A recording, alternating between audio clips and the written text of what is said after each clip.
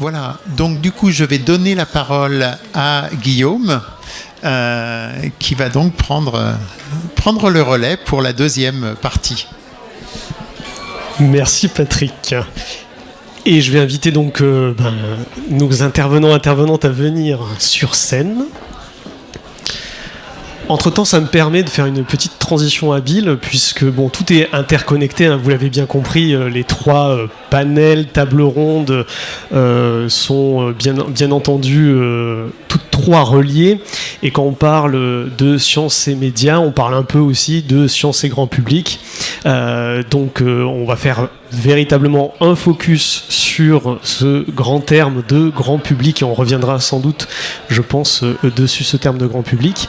Et je me présente rapidement, donc Guillaume Bagnolini, donc je suis journaliste scientifique et cofondateur d'une association de médiation scientifique qui intervient notamment auprès des scolaires et de ce qu'on appelle le grand public, on précisera, donc à Montpellier et à l'échelle régionale, donc de la région Occitanie. Voilà. Et je vais laisser donc nos intervenants se présenter également. Bon, alors je ne sais pas dans quel ordre, mais on peut commencer par la gauche. Merci. Alors c'est la première fois de ma vie que je parle avec un micro, donc si vous ne m'entendez pas, faites des signes. Moi je m'appelle Adèle Minière-Mosselin et je fais un doctorat CIFRE. Donc je travaille à la fois avec le Printemps des comédiens et à la fois dans un laboratoire qui s'appelle l'IRCL, l'Institut de recherche sur la Renaissance, l'âge classique et les Lumières, dont la directrice est à mes côtés et aussi ma directrice de recherche. Et je travaille sur la notion de Applied Shakespeare, donc tout ce qu'on peut aller chercher comme outil, comme moyen d'élever les élèves ou les comédiens ou les gens avec qui on fait du théâtre en utilisant Shakespeare. Je travaille sur 2 projets, dont un dont je vais vous parler tout à l'heure, Shakespeare et citoyenneté, avec des collégiens, et un projet, peut-être une pièce que vous aurez vue pendant le printemps, que vous allez aller voir, le projet de la Bulle Bleue, avec les acteurs de la troupe de la Bulle Bleue, qui est un ESAT, et c'est le projet Shakespeare de Marie Lamachère. Voilà. Bonsoir, donc moi je suis Anne Laurent, donc je suis informaticienne, je suis enseignante-chercheur, je fais des bases de données et de l'intelligence artificielle. Je range les données, je les organise dans des entrepôts, dans des lacs de données, mais il n'y a pas d'eau.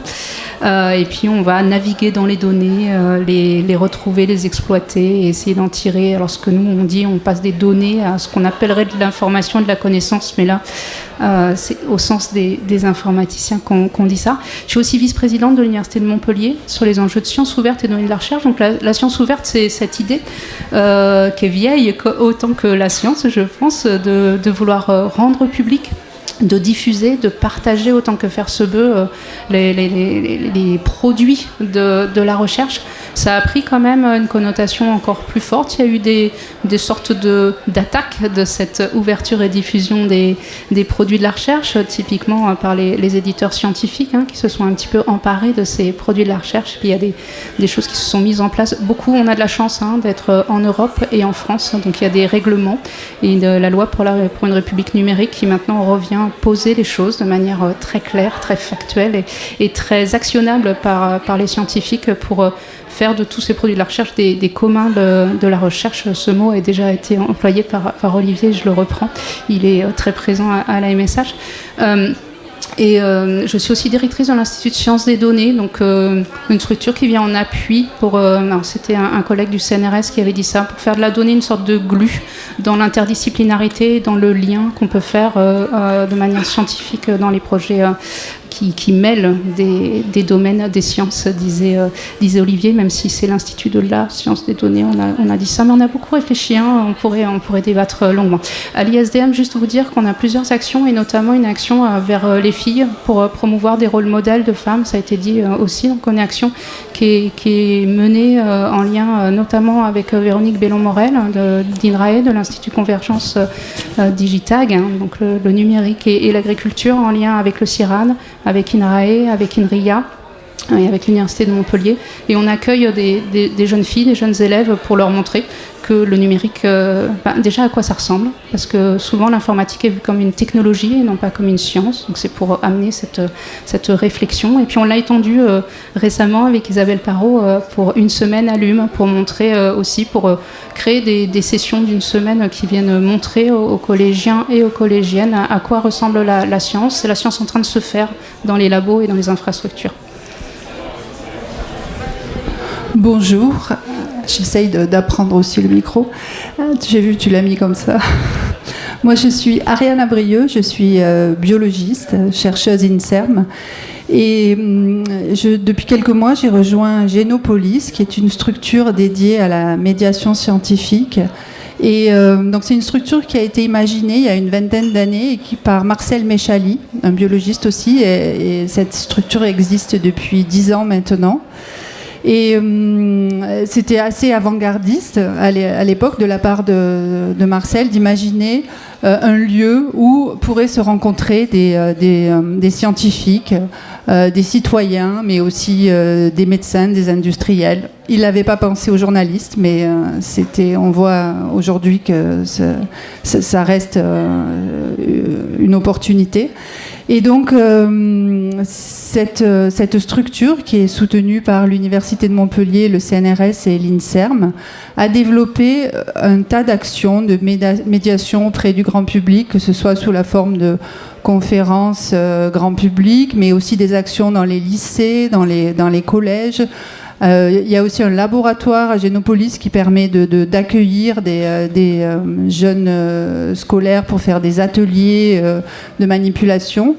Et il y a aussi cette volonté maintenant d'essayer de rassembler les différentes sciences. Et notamment, nous allons organiser le 29 septembre à la Grande Médiathèque Centrale Émile Zola la Nuit des chercheurs, afin d'essayer de rassembler des scientifiques de toutes les disciplines et de sortir un petit peu de nos cercles habituels, parce qu'il y a effectivement ce clivage entre les sciences de l'homme et les sciences de la nature. Et donc, recréer du lien avec les citoyens, ça passe aussi par recréer du lien entre les scientifiques.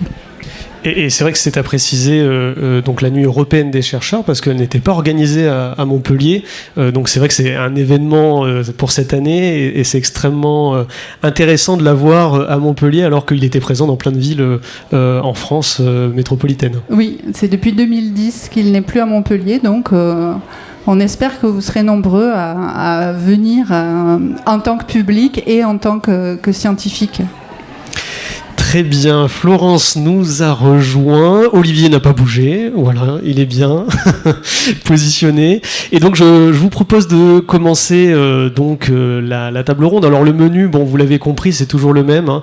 On va commencer par ce que l'on a appelé une étude de cas, un exemple qui va amener donc ensuite à une discussion entre nos intervenants, un petit temps bien entendu, et puis par la suite, si jamais vous avez des questions, des remarques, des expériences à nous faire partager, n'hésitez pas, hein, bien entendu. Bon, le temps est court, hein, on a une demi-heure ensemble sur cette table ronde, mais effectivement il y aura d'autres événements organisés et qui permettront d'aller peut-être un peu plus loin sur ce type de thématique.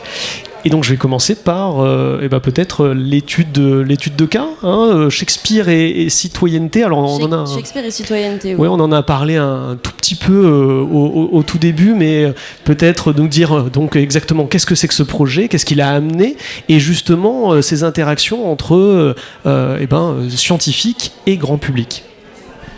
Oui, alors Shakespeare et citoyenneté, c'est un projet de recherche collaborative, c'est aussi un mot qu'on a déjà entendu tout à l'heure, qui a été créé en 2016 pour les 400 ans de la mort de Shakespeare, et ça coïncidait aussi avec les 30 ans du Printemps des comédiens. Et le Printemps des comédiens est un des deux porteurs du projet avec l'IRCL, dont je vous ai déjà parlé aussi. Alors, le Printemps des comédiens et l'IRCL, dans ce projet-là, ont pour partenaires 6 collèges, et 6 classes de 4e ou 3e, ça dépend, qui composent une palette avec des profils assez variés. Donc il y a des collèges implantés dans le centre-ville de Montpellier, comme le collège Clémenceau, ou il y a des collèges qui sont plutôt dans des quartiers, comme le collège des Escoliers de la Mosson, et qui sont des classes REP+. Il y a aussi des classes de section internationale, voilà. Donc en fait, il y a le collège Clémenceau, les Escoliers de la Mosson, Fontcarrade, Croix d'Argent, Simone Veil et Camille Claudel. Donc les équipes sont accompagnées par des comédiens professionnels qui sont cofinancés par le département, le conseil départemental et le ministère de la Culture, puisque l'IRCL et le Printemps des comédiens sont rentrés dans un accord cadre ministère de la Culture CNRS depuis 2021. Voilà. Donc la recherche collaborative, c'est le fait que chacun des acteurs que je viens de vous lister participe à une ou plusieurs étapes du processus de ce projet, du début à la fin. Voilà. Et ce qui est important aussi pour nous, c'est que dans ce projet, plusieurs initiatives et plusieurs idées viennent des comédiens, viennent des professeurs, viennent des élèves. Il ne s'agit pas, nous, chercheurs, d'arriver et d'imposer une telle ou telle manière de mettre en scène les corpus ou d'analyser les pièces de Shakespeare. Ou voilà. On laisse aussi venir de manière horizontale. J'allais faire le signe de verticalité, mais c'est ce qu'on essaye d'éviter finalement. Qu'est-ce que je peux vous dire ? Ce projet qui s'est créé autour des 400 ans de la mort de Shakespeare a aussi, l'an dernier, intégré Molière dans les auteurs que les collèges ont mis en scène, puisque c'était les 400 ans de la naissance de Molière. Et donc dans le cadre de l'année 2022, où on a célébré Molière un peu partout en France, on a proposé aux élèves aussi de s'attaquer à un autre auteur de théâtre pour ce projet. Donc le but de ce projet, c'est d'aborder les questions de citoyenneté en collège par la pratique culturelle de spectateurs et par la pratique artistique du théâtre. C'est-à-dire qu'on va faire appel au théâtre populaire de Shakespeare ou de Molière comme l'an dernier, pour mettre en relief les valeurs de la citoyenneté, qui sont la civilité, c'est-à-dire la reconnaissance et l'acceptation de l'autre, le civisme, l'articulation des droits et des devoirs individuels et collectifs, la solidarité, à travers la construction d'un projet commun, qui pour eux c'est la pièce de théâtre en fait, ce projet commun sans lequel il ne peut pas y avoir de société, donc il s'agit de travailler collectivement et d'apprendre à le vivre ensemble. Et aussi une autre valeur qui n'est pas dans la définition officielle mais qui compte, qui est celle de l'égalité des chances, donc c'est-à-dire travailler à pallier les inégalités à l'école en redistribuant à tous un patrimoine culturel qu'on peut juger élitiste, donc les corpus shakespeariens ou les pièces de Molière, et aussi de permettre aux élèves de dépasser peut-être la simple redistribution et de vraiment aller dans l'appropriation où ils adaptent, ils réadaptent, ils modulent ces classiques à travers le prisme de leur propre culture et de leurs propres expériences. Et par exemple, c'est important pour nous que les collèges fassent attention à bien insérer la pièce qu'ils font en lien avec le projet d'établissement. Donc, pour le collège des Escoliers de la Mosson dont je vous parlais tout à l'heure, il y a une dimension de multilinguisme dans le projet d'établissement. Donc eux vont jouer les pièces de Shakespeare et Molière avec toutes les langues qui sont parlées à la maison et pas forcément le français. Il va y avoir de l'espagnol, du wolof, du rif, du berbère. Toutes ces langues-là vont se retrouver sur scène dans le projet. Et donc cette année, ils vont jouer King Lear et on entendra encore une fois toutes ces langues. Et pour revenir un peu sur la dimension recherche collaborative, ce sont les élèves eux-mêmes qui traduisent les textes, puisque ni la comédienne qui les accompagne, ni la professeure ne parlent ces langues. Donc vous voyez, on participe tous à différents moments du projet pour le construire. Je vais vous expliquer un peu maintenant structurellement ce qui se passe sur toute l'année, jusqu'à la fin du projet qui est la représentation des élèves. Donc ça commence par des ateliers de pratique théâtrale avec les comédiens professionnels. Donc les classes choisissent une ou plusieurs pièces et ils la montent et puis ensuite ils viennent la jouer au Domendo dans le cadre du printemps des comédiens, d'où le nom qu'on a donné, c'est la journée du printemps des collégiens. Ensuite, tout au long de l'année, il y a aussi ce qu'on appelle le volet école du spectateur, parce que jouer est indissociable de la pratique du spectateur. Donc les élèves vont voir des pièces et puis après ils en débattent en classe avec leurs professeurs ou avec les comédiens qui les accompagnent. Donc l'an dernier, pour l'année Molière, ils étaient allés voir un triptyque du nouveau théâtre populaire qui s'appelait Le ciel, la nuit, la fête et qui était Don Juan, Psyché et Tartuffe. Et là, cette année, ils vont aller voir le spectacle Yé, un spectacle de cirque guinéen à l'amphithéâtre d'eau, puisque c'est quand même important pour nous aussi de ne pas les enfermer juste dans Shakespeare ou dans Molière, et qu'ils découvrent d'autres formes de spectacles vivants. Et ce spectacle-là est particulièrement intéressant, puisqu'il aborde toutes les questions d'écologie, la rareté de l'eau, et comment est-ce qu'on peut la protéger, et plus spécifiquement en Afrique. Donc, dans ce cadre-là de l'école du spectateur et sur une idée de Michael Delafosse, on a créé des carnets individuels de spectateurs. Donc au départ, il s'agissait pour les élèves d'avoir un espace où ils pouvaient noter leurs critiques, leurs idées, coller les places de spectacle qu'ils étaient allés voir, tout ça. Et assez naturellement, c'est assez élargi et pour eux, c'est vraiment un carnet de bord. Et dès qu'ils participent à certaines étapes du projet ou dès qu'ils pensent à des choses chez eux, ils notent dedans et ils le remplissent.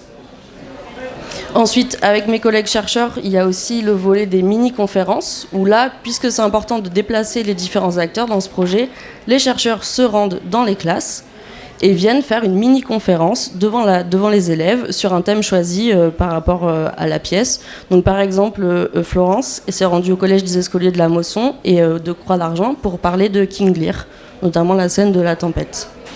Et donc il s'agit ici, nous, d'apporter notre expertise de chercheurs et de permettre de mettre à distance des sujets brûlants en faisant un détour par la Renaissance, ce qui permet un peu de dépassionner les débats sur certains thèmes et d'ouvrir un espace de parole pour que les élèves puissent s'exprimer sur ces sujets. Il y a ensuite deux demi-journées ou 2 journées découvertes. Donc il y en a une à la fac. Encore une fois, on déplace. On amène cette fois, on invite les élèves sur le campus Saint-Charles, qui est le campus de la recherche de l'université Paul Valéry, et on leur montre à quoi ressemble un laboratoire en littérature. On leur fait encore une fois des petites conférences. Ils visitent l'université et on apprend. On essaye de leur faire comprendre que les études supérieures, c'est pour eux aussi, que ça leur appartient ces lieux-là. Et l'autre journée, c'est ici au Domaine d'eau, où c'est un peu le même principe, mais on leur fait découvrir les métiers du théâtre. Donc ils vont visiter les coulisses d'un théâtre, ils vont parler à des régisseurs, à des personnels de billetterie, voilà, pour aussi élargir leur vision du théâtre au-delà de juste comédiens ou techniciens, en général ils connaissent. Et c'est important ces visites-là parce que ça nous permet aussi, nous, Printemps de comédiens, d'acter un peu notre fusion avec le Domaine d'eau, puisque là on a fait les visites avec Aurélien Arnaud qui travaille au Domaine d'eau et qui nous a fait faire un tour de véritablement tout le parc avec les élèves, et c'était super, sauf un jour où il a plu. Et ensuite, pour les professeurs, il y a ce qu'on appelle le stage de transmission pratique et théorique qu'on a renommé atelier collaboratif. Cette année, ça a eu lieu en décembre et ça a été animé par Bella Tsoupon, qui est président de la Baignoire, qui est un lieu d'écriture contemporaine que vous connaissez peut-être ici à Montpellier. Et là, les professeurs, les enseignants sont invités, les comédiens aussi, et on passe une journée ensemble à avoir une partie théorique sur le théâtre de Shakespeare et une partie pratique où on fait tous du théâtre, mais aussi comme les élèves font finalement, on va le faire avec eux. Et je parlais tout à l'heure de la journée de restitution où les élèves viennent jouer leurs pièces et je finirai là-dessus. Cette année, ça a lieu le 13 juin au Micocoulier. Donc si vous voulez venir, vous êtes tous invités. C'est à partir de 14h45 et vous verrez toutes les pièces des 6 collèges qui vont s'enchaîner les unes à la suite des autres. Voilà. Merci beaucoup pour cette présentation. Et c'est vrai que j'aurais une remarque, une toute petite question, une demande de précision, mais c'est là où on voit aussi que quand on parle de sciences et grand public, il y a ces aspects en fait de participatif, de collaboratif où on intègre en fait les chercheurs sur les différents aspects et notamment avec des scolaires. Mais on peut aussi avoir, et ça effectivement c'est aussi important de le noter, des choses qui sont beaucoup plus de la communication. Et donc là, ce que tu évoquais, c'est vraiment cet aspect horizontal qui est extrêmement intéressant. On va voir un festival des sciences participatives à Montpellier à l'automne. Donc on fait participer pleinement et on voit toutes les phases en fait véritablement de la recherche en train de se faire, mais il y a aussi des aspects où c'est beaucoup plus de communication et nous quand on fait des ateliers avec des scolaires, des fois ce n'est pas, et là ce qui est très intéressant c'est d'avoir quelque chose de suivi sur du long terme, alors que nous on peut intervenir des fois sur du court terme, sur une séance où on est à 2h30, 3h, et donc c'est vrai que c'est pas tout à fait le même positionnement, la même posture du chercheur, la même manière de faire, donc c'est vraiment, je dirais, un gradient en tout cas de niveau participatif, collaboratif qui est intéressant. Moi, la petite remarque que j'avais, c'est sur, je dirais, la réticence. C'est quand même du théâtre, c'est quand même, effectivement, comme tu le disais, du Shakespeare, du Molière, donc quelque chose qui peut paraître un peu élitiste. Est-ce que ces élèves, il y en a qui sont réticents à participer, à collaborer, et si oui, comment faire justement pour les faire participer, qu'ils se sentent concernés, qu'ils s'approprient justement ces grands auteurs ? En fait, il y a des élèves qui sont réticents et le but n'est pas du tout de les forcer. S'ils veulent pas, ils ne le font pas. Mais en général, on trouve toujours un moyen de les ramener au projet. L'an dernier, il y a un élève qui voulait absolument pas monter sur scène du tout, qui a fait tous les ateliers de mise en scène, mais qui voulait pas aller sur la scène avec ses camarades. Et en fait, du coup, il était à la régie et il s'occupait de faire le son pendant toute la journée, enfin toute la pièce de ses camarades. Et ça, c'est un moyen pour nous de les garder quand même dans le projet. Donc, qui participent autrement. Oui, voilà, exactement. Il y avait une fille aussi qui avait fait le maquillage bon, pas les perruques, mais les coiffures de ses camarades. Voilà. Ils participent quand même à toutes les étapes le reste de l'année, mais là, c'est vrai que parfois pour la journée sur scène, ça peut être un peu paralysant, mais on trouve des solutions pour les garder quand même dans le projet, oui. Oui, c'est sûr que prendre la parole en public, c'est déjà compliqué, mais en plus jouer un rôle ou se mettre en scène, effectivement, c'est encore plus compliqué. Je voudrais faire peut-être un petit pont avec Génopolis, parce que à Génopolis, justement, comme tu le présentais, vous avez des projets avec des scolaires, et notamment il y a un projet que je trouve aussi très intéressant dans ce côté participatif, collaboratif, lien entre chercheurs, professeurs et donc collégiens, lycéens. C'est le projet Apprenti-chercheur, qui est un projet, je trouve justement, où on entremêle différents types d'acteurs et qui amène à justement un débouché extrêmement intéressant en termes de recherche. Oui, alors le projet Apprenti-chercheur, c'est un programme qui a été lancé par l'Arbre des connaissances, une association parisienne. Donc c'est décliné dans toute la France. Et effectivement, Génopolis organise ces rencontres entre un collégien, c'est un binôme entre un collégien de classe de 3e et un lycéen en première, qui va aller pendant 10 mercredis après-midi sur l'année dans un laboratoire de recherche pour vraiment suivre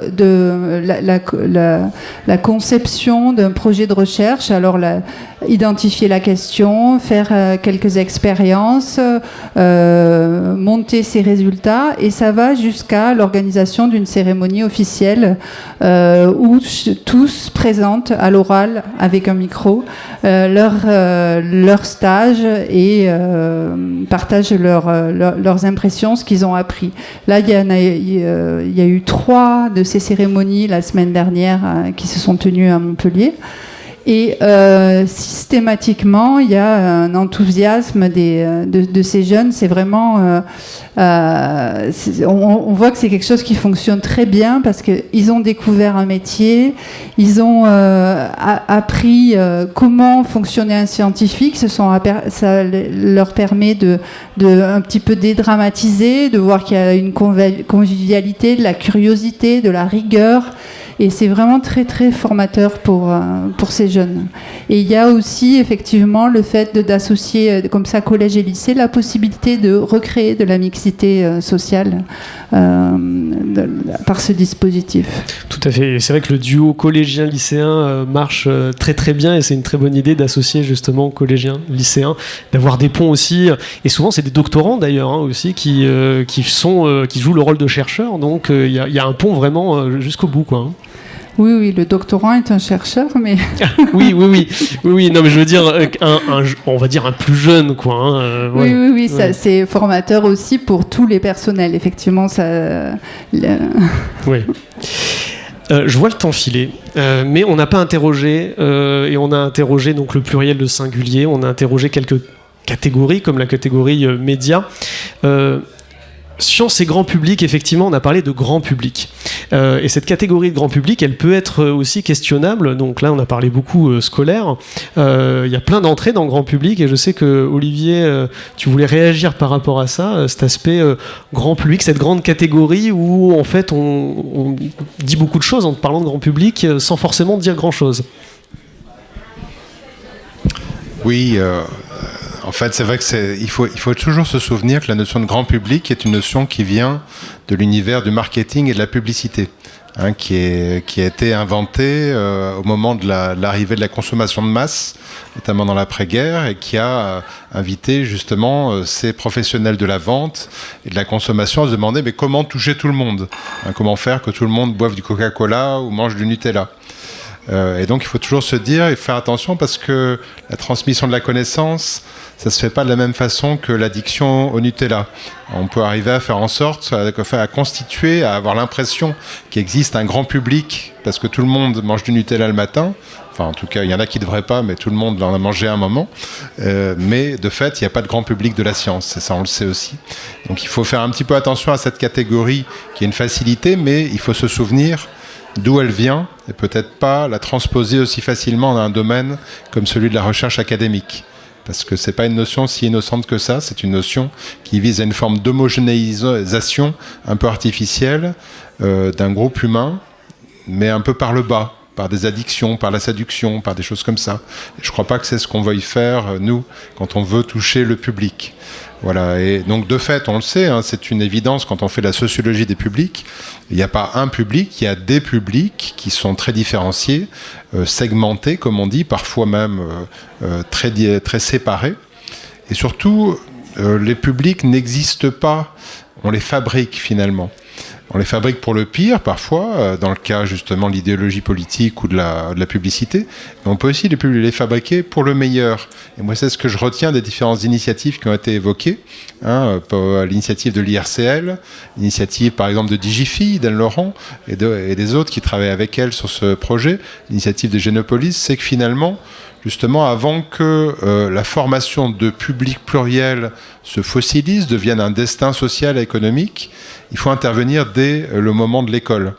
Là où encore on peut influer, donner une marge de liberté aux écoliers, aux futurs adultes, pour s'approprier des biens culturels, des connaissances auxquelles ils n'auraient pas forcément été sensibilisés sinon.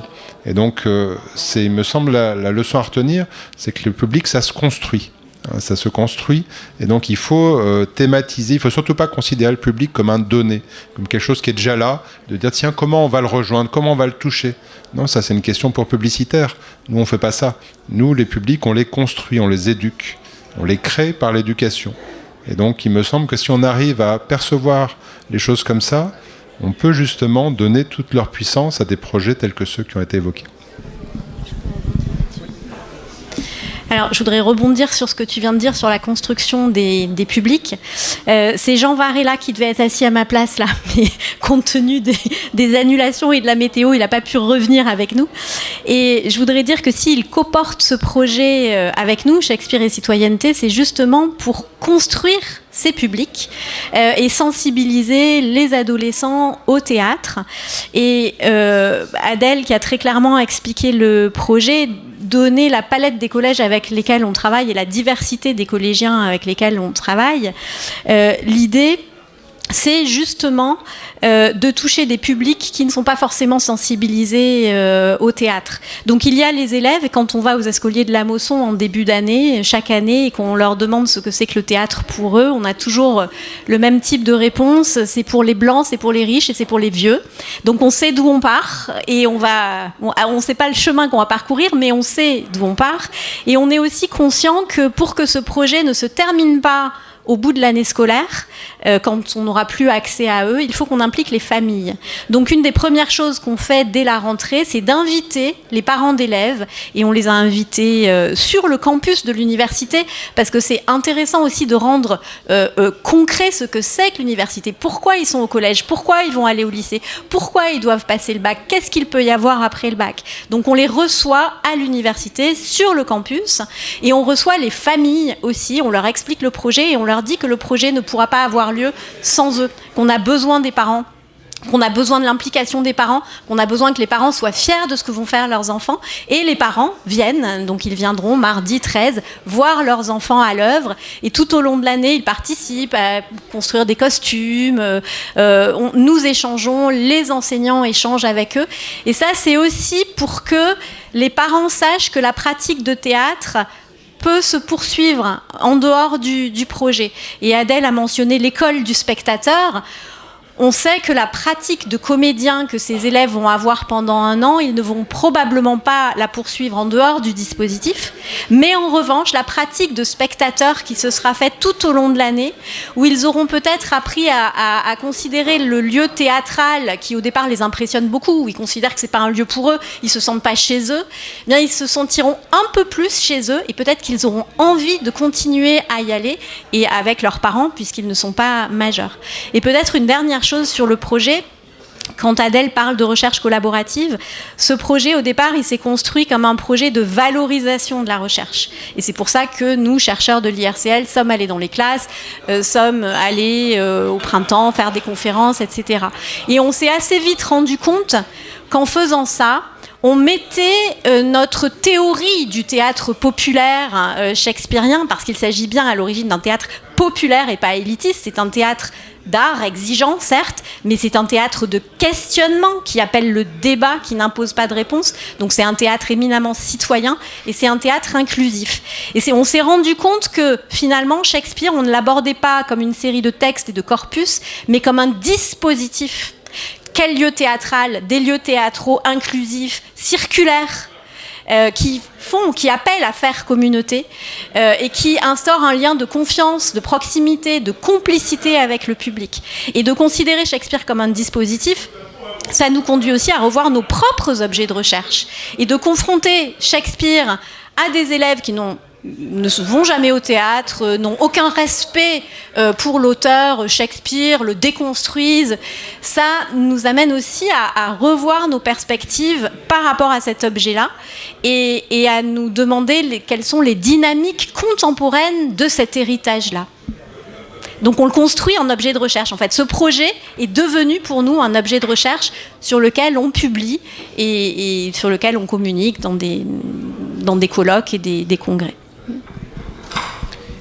Et c'est vraiment ça la recherche collaborative, parce qu'effectivement, faire de la recherche collaborative, c'est derrière aussi faire de la recherche.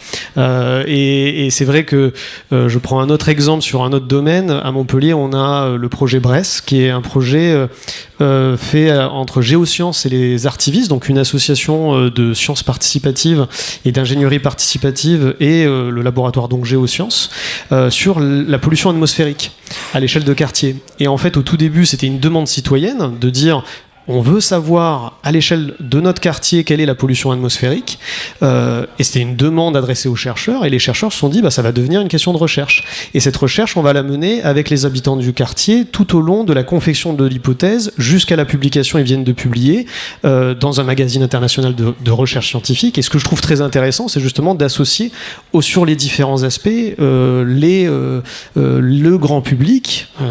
Voilà, on peut revenir dessus la catégorie, en tout cas un type de public, un public situé, là les habitants d'un quartier par exemple, avec justement des chercheurs.